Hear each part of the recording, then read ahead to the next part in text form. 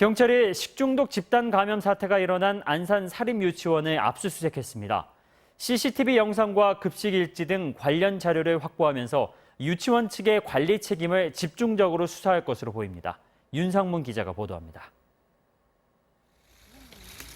경찰 수사관들이 파란색 상자를 들고 나옵니다. 급식 관련 장부 있다고 하던데 어떤 장부인가요? 경기도 안산 유치원 식중독 피해 원생의 부모들이 원장을 고소한 지 하루 만에 경찰이 본격적인 수사에 나선 겁니다. 경찰은 유치원 측의 동의를 받아 CCTV 영상과 급식 일지 등 증거물을 확보했습니다. 원장과 영양사 등 유치원 관계자는 조만간 소환될 전망입니다.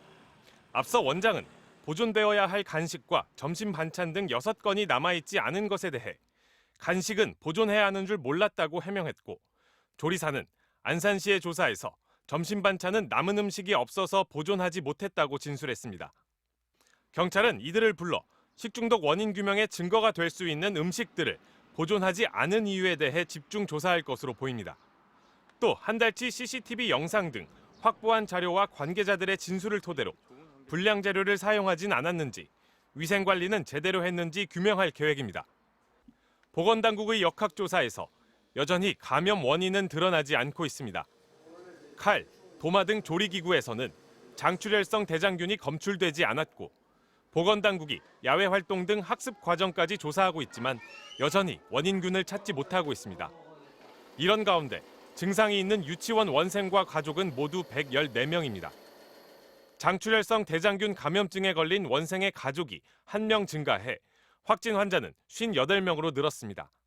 개인 간의 접촉을 통해서도 손을 통해서 감염이 가능하기 때문에 또 용혈성 요독 증후군, 이른바 햄버거병 환자도 1명 추가돼 16명에 달했는데 이 중 4명은 투석 치료를 받고 있습니다.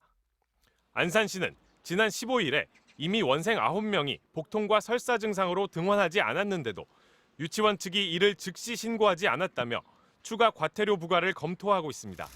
MBC 뉴스 윤상문입니다.